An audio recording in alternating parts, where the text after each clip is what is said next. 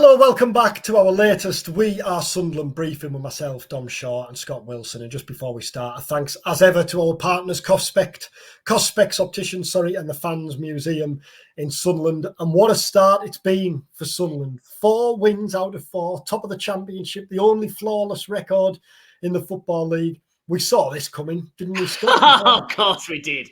We've been banging this all summer, haven't we?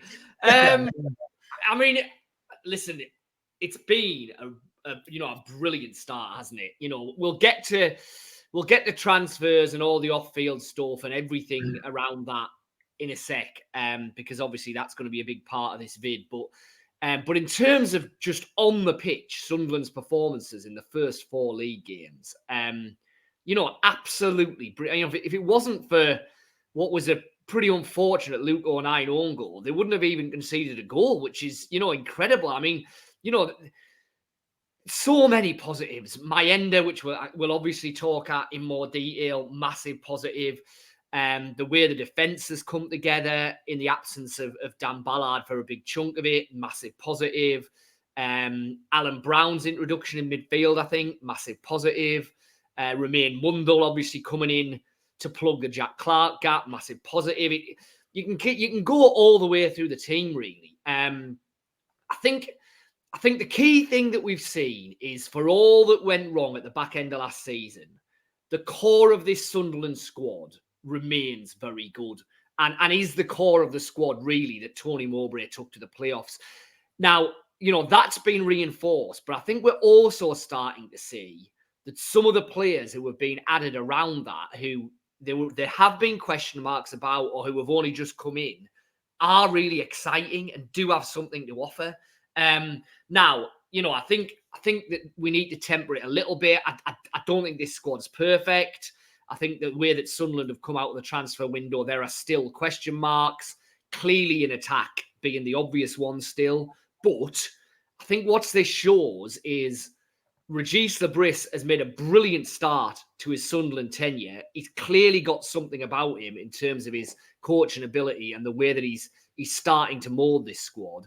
And he's actually got a pretty decent group of players to be able to work with. So I think there's loads of reasons to be excited. And clearly, in terms of the league results, it just could not have gone any better so far. And you touched on the Bris there. It deserves immense credit, doesn't it? Because when I got back from Portsmouth on Sunday, I caught the end of Man United Liverpool, and then I was watching the post-match analysis. And the pundits were talking about Arne Slot, saying what's been most impressive is how quickly he's got the team playing in his image. Now, or got put his touch on the side.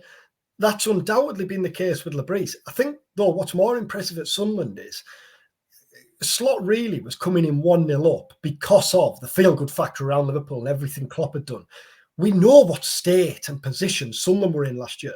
So Bris came in really 2-0 down, which has made the start of the season and his understated excellence all the more impressive. Yeah, I was just thinking exactly that as you were going through the Arne Slot comparison. The clear difference is that Arne Slot inherited a side who have been flying for a number of seasons and the building blocks were all in place. Eliezer Bris inherited a side where the confidence was absolutely shot. The kind of angst and understandable anger, frustration around the whole of the club was a massive issue, and there were massive holes in the squad. And like I say, we're not perfect yet, but my goodness, just everything about Sunderland now feels completely different to what we were talking about in the back end of last season, and even the start of the summer. You've got to remember that it wasn't like he walked through the door and straight away everything was all right. For a big chunk of the summer, we were saying, well, where on earth is this head coach? Who's it going to be? He's not going to have time to do it. Where are the players? Blah, blah, blah, blah, blah. And all of a sudden now, he's come in and, like you say, in a very understated manner, he's just settled everything down. He's focused on the positives that are there.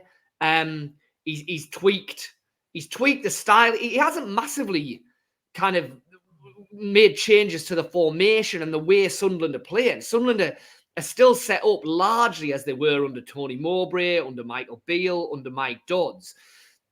But the way that they're playing is really different. The way that they're pressing is clearly very different. The way that they're getting the ball up the pitch is very different. And straight away, the mood around the club's been completely transformed. And almost certainly the mood within the dressing room as well. I mean, I know that Sunderland players will come out and say, look, it wasn't like it was a bad dressing room at the end of last season. And it wasn't. They were trying their best for Mike Dodds, but it just wasn't working. And negativity had clearly set in. Well, to get rid of all of that in the space of a month is hugely impressive. And 50% of their league wins have come without their best player from last season. And the fear when Jack Clarke goes is, how on earth is Sunderland going to respond to that? Well, they've done so with such minimum fuss. I mean, it helps when Mundell, the one who's replacing him, is coming in and scoring twice. But that does help, doesn't it? Because had they not won and had Mundell not scored, then there's obvious question marks and more pressure on Mundell, whereas it almost just became a seamless transition, didn't it? It did. And I think, we can talk about a lot of different aspects of this side and a lot of different elements in the squad. The two key players so far this season for me have been Mayenda and Mundell. Because Mayenda's performances, they haven't silenced the question of a striker, because that was still there on transfer deadline day. We'll see how the signings that came through the door right at the end of the window do. Abdullahi being the obvious one. So those questions haven't been silenced, but they've certainly been dampened down an awful lot by A, the goals that Mayenda's scored, but B, just the way that he's performed. The fact that all of a sudden now he looks a player capable of leading the line in the Championship, dealing with the physical side of it, scoring goals, link and play. He's clearly got a bit of confidence about him. So whereas the striker situation could easily have been the key narrative, at the moment it's not. And like you say, the same with Jack Clarke. The fear was he walks through the door. How do you replace his goals? How do you replace his threat on the left-hand side? Well, Romain Mundell's not Jack Clarke, don't get me wrong. There will still be games, I'm sure, this season where the lack of Jack Clarke's ability to just change a game in an instant is an issue. But my goodness, Mundell's made a really good effort so far in terms of slotting in there, hasn't he? He's creating a threat. He looks lively. He's got goals in him. And again, playing full of confidence. And whereas so many players at the back end of last season were clearly bereft of confidence, completely bereft of confidence, now you've got Mayenda buzzing, you've got Mundell at the top of his game, you've got Rigg playing like he's to the manor born, you've got Bellingham looking completely different to what he looked at the end of last season. So, all of that shifts the dial, doesn't it? On Mayenda, I mean, that performance on Saturday was by far the best I've seen him put in a Sunderland shirt. And it was interesting because Bris was asked about him afterwards. Phil Smith from the Sunderland Echo asked him about Mayenda afterwards. And just kind of that, really, you must be delighted. It was his best performance. You must be delighted with how he's progressing it. And in kind of a non-I told you so way, Bris said, well, this is the point I made when I said we need to give our young players a chance to develop and to progress. And when a couple of months ago, the idea of Sunderland going into the season with really Mayenda as their only striker option who's fancied, it's fair to say, because Bris admitted Rusyn had been allowed to leave on loan had they got or they considered it had they got the players in. And yet, I mean, that on Saturday from Mayenda was a complete centre-forward display. Now, Bris has already said, hasn't he? We can't expect him to be the main man all season. It's too much to ask. He needs support, and we will get to that. And we don't know what to expect yet from Abdullahi or Isidore as a striker. But it's going to be hard to take the shirt off Mayenda if he's playing like he is on Saturday. He's in there on merit, isn't he? Not because he's the only striker. Oh, absolutely. And, it's the obvious thing to say. We can't rely on him. He's not ready. He can't do it. Well, play like he is at the minute and he's ready and he can do it. There's plenty of evidence of young strikers having breakout seasons in the Championship and just getting on a roll and going from strength to strength to strength. And at the moment, that's what Mayenda looks like doing. And just to, to go back to what you were saying, that Bris was saying, I have to give these young strikers a chance. Well, in fairness, maybe Mayenda slightly less than the others, but Mayenda, Rusin, Hamia have had chances. It's not like they never played under Mowbray and Beale and Dodds. They did. They just looked miles off. Now, all of a sudden, and clearly some of it is, what Bris has done with Mayenda. Some of it, I think, is probably the work Mayenda, in fairness, has put in himself on the training ground and with Sunderland's coaches. I think a lot of it is just confidence. But it's undeniable that Mayenda looks a completely different player now to at any other point when we've seen him in a Sunderland shirt. Something has clicked, and that long may that continue, because I understand the kind of he will have poorer games because he's a young lad still feeling his way in the Championship, but I don't buy the idea that he cannot be Sunderland's main striker for the whole of this season. I absolutely think he can be, the way he's playing at the minute. What did you, if I'd have said to you a month ago, Sunderland are going to be top of the league at the first international break and Hamia's going to join Juve, what would you have thought more? Oh, goodness, Sunderland top of the league, I think. It is Juve next gen. Kind of B, isn't it? Yeah, but still. But still, when I first saw it on Friday, on what was a bonkers deadline day, you're thinking, like, what? Yeah. What's going on here? Listen, fair play to him. And Christian Speakman said in his quotes, we brought him in with the hope that he could transition and one day we'll be able to sell him to Juventus. I was going to say, I don't think anyone could really think when they signed him we had a Juve striker in him. Just one last one on Mayenda. It's true that last season he absolutely didn't look anywhere near, but Mowbray saw something in him, didn't he? We both sat in press conferences where Mowbray was saying with Hamia, he needs time. He was saying with Rusin, look, the language barrier. And he was saying with Mayenda, he's very raw, but there's something there. He saw something, didn't he? And so's Bris, and Bris is now getting it out of him with a year of further football experience and learning under his belt. Yeah. I think it was Mayenda, wasn't it, who Mowbray made the quote of he's ripping the goals out or something, or he's ripping the net out or something at a very early training session. You always got the impression with Mowbray, and this isn't just speaking with the benefit of hindsight, that he felt that if one of them was going to make it eventually, it was probably going to be Mayenda. Yeah. You always got the impression that he felt that Mayenda had a lot more about him than Rusin or Hamia. But he was incredibly raw when he came and incredibly young and didn't really get to terms with what the Championship was all about. But yeah, I think of all of them, he was always the one that you felt Mowbray was most excited about where he could eventually get to.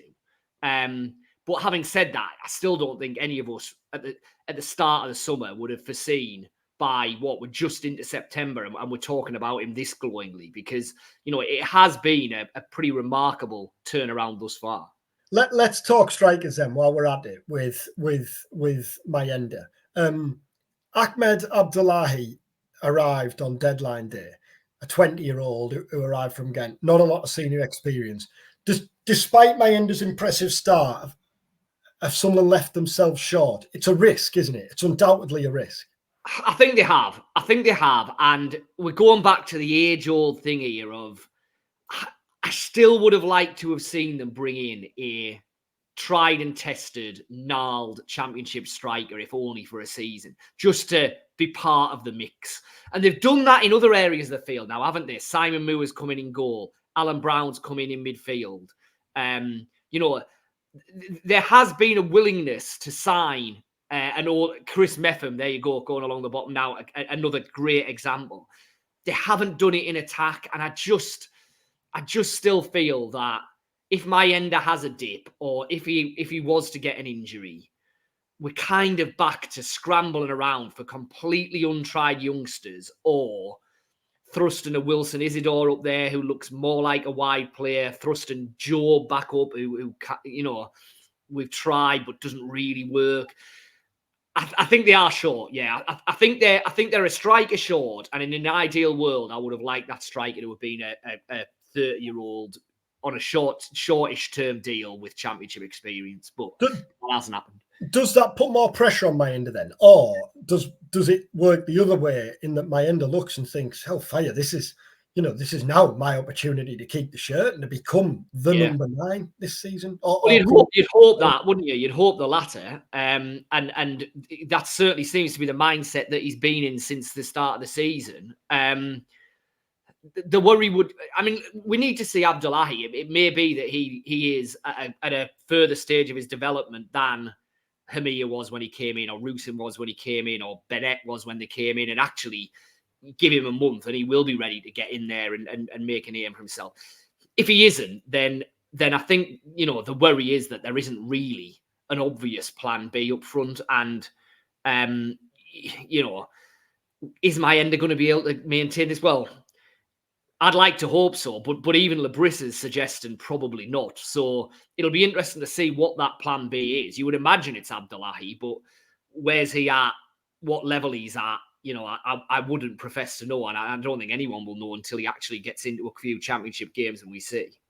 Well, if there's talk of Sunderland maybe leaving themselves short up front, there's absolutely no worry about that being the case in midfield, because you think of that midfield on Saturday and my God, Chris Reid was good, and Joe Bellingham adapted to that deeper role. Alan Brown has been hugely impressive, hasn't he? That's without Dan Neil out. And then in comes Salis Abdul Samed on the final day of the window as well, who's more of a defensive midfielder. So he's going to kind of offer another option as that kind of holder. But it's going to be fascinating to see. Let's take Samed out the equation for a minute, because he's something of an unknown quantity, although he's playing in the Champions League. I was going to say he is, but he's got more pedigree, hasn't he, than certainly Alexic or Abdullahi at this stage. But even out the other 4, Rigg, Neil, Bellingham and Brown, who on earth do you leave out? Because Rigg started the season on the bench, but he was outstanding on Saturday. And that tackle for the 3rd goal, and you won't see a better tackle than that all season. It's going to be tough for Bris, isn't it, going forward? He's making himself undroppable, isn't he, Rigg, at the moment? Now, funnily enough, there's actually a piece going online in the morning and in the paper tomorrow. We're recording this on Tuesday, kind of late afternoonish. So Wednesday, with Eliezer Bris basically talking about the kind of midfield mix and basically saying, I think we need 5 in there. I want the ability to rotate. There's a lot of games. 2 of the 5, Rigg and Bellingham, are very young, are still very young. Yes, they've played football, but they're very young. I think what it'll enable Sunderland to avoid is the kind of burnout that I really did think affected both Bellingham and Ekwa last season, where they'd been playing every week.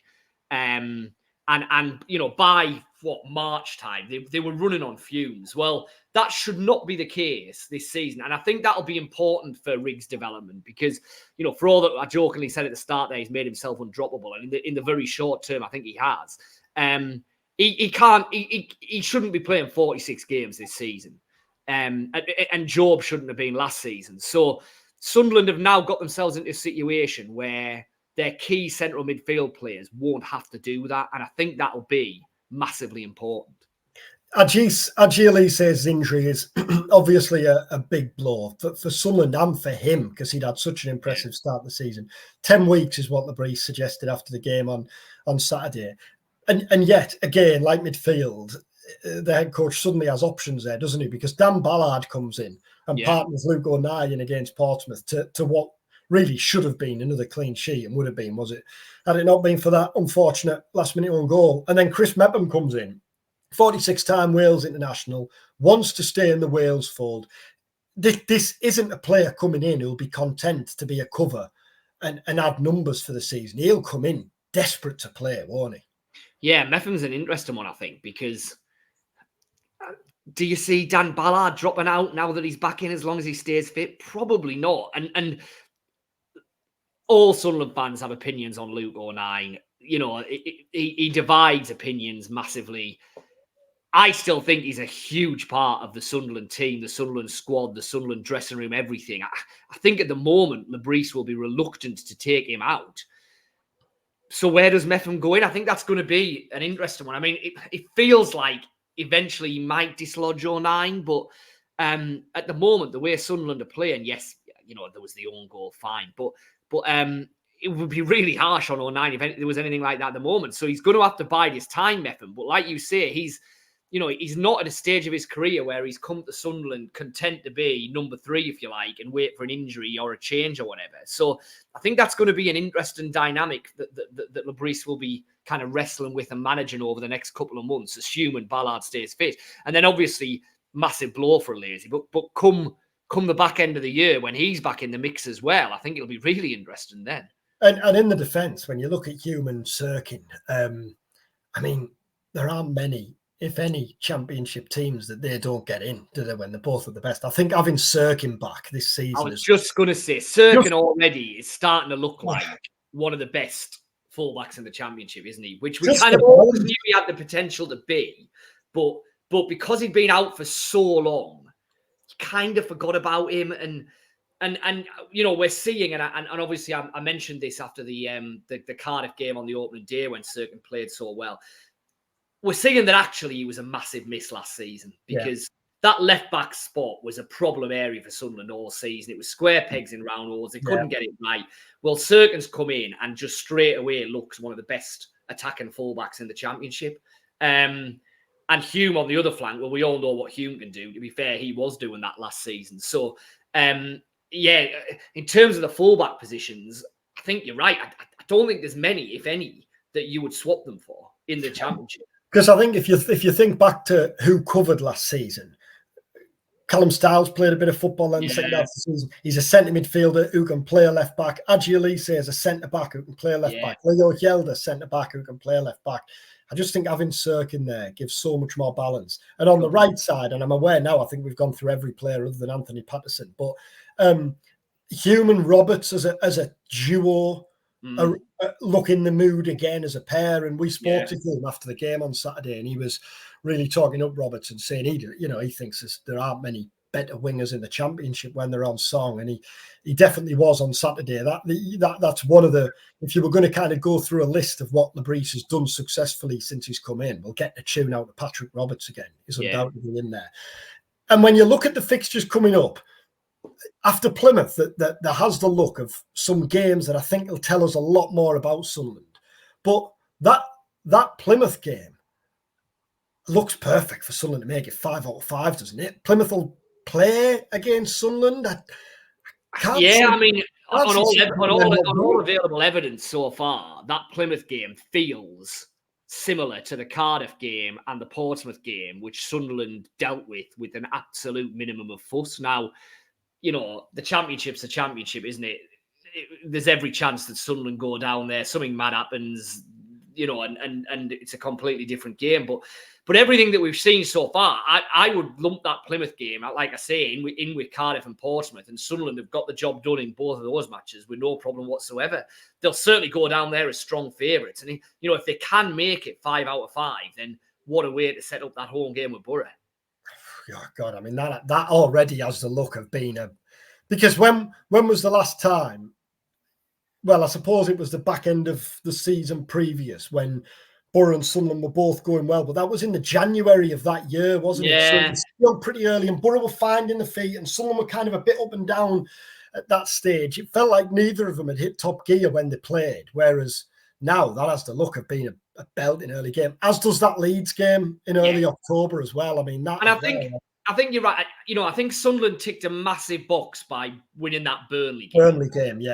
But the Borough and Leeds home games are probably going to be, as you rightly say, very good indications of where this Sunderland team actually is. Because, like if they go to Plymouth and do what they did at Cardiff or Portsmouth, then they've shown that they can beat teams that on paper they're superior to. Can they do the same against teams who are at their level? Well, they did against Burnley, and that's why that for me is still by far and away the best result performance, whatever, of the season. If they can do the same against Borough and Leeds, and I think we really are in business there. What do you make of it, just before we wrap up then? Tony Mowbray used to always say, forget about the league table until 10 games at least. That's when it might potentially start to take shape. But when you look at the table, what do you think? Like, is there already kind of an early pecking order of teams would expect to be up the top end. I think so. To take Sunderland first, while that kind of that approach, that Mowbray mindset, if you like, fully understand where he's coming from. I still think it was absolutely crucial this season that Sunderland made the kind of start that they did, because had they not, then, as we all know, there were so many things that would then have come out of the cracks and been issues and been talking points, whatever. So from a Sunderland perspective, I think the start of the season was absolutely vital. And I do think that it has now set the tone for the rest of the campaign, and an awful lot of potential negativity has been avoided. So I think that's massive. In terms of the rest of the league, I think you're starting to see it. I mean, I think Leeds are going to be up there, aren't they? They're clicking themselves into gear. I think, we said that the relegated teams weren't going to be as strong, and they haven't been. And I think we are seeing that Burnley, Sheffield United, Luton are not going to run away with the league in the way that other relegated teams have in the past. I think they'll still be up there, mind you. But I do think it creates an opportunity for a team like Sunderland to just get on a roll and, have the opportunity to really get themselves in there without a side who are going to necessarily finish on 100 points and just win the league no matter what anyone else does. I don't think there's that team in the league this year, is there? No. Maybe it's Sunderland. Well, I was just about to say, off the top of my head, I can't work out what 46 times 3 is, which is the current trajectory that Sunderland are on. Thanks again for watching or listening. If you are watching on YouTube, then do subscribe if you're not already, and get in touch. Leave a comment in the comment section below if there's anything you want us to talk about in future episodes. If you're listening on our podcast, on your podcast platforms, then rate and review on there as well. Thanks again to our partners, the Fans Museum in Sunderland and Cospex Opticians. And we'll be back next week looking ahead to that long Plymouth trip on our next We Are Sunderland briefing. Take care.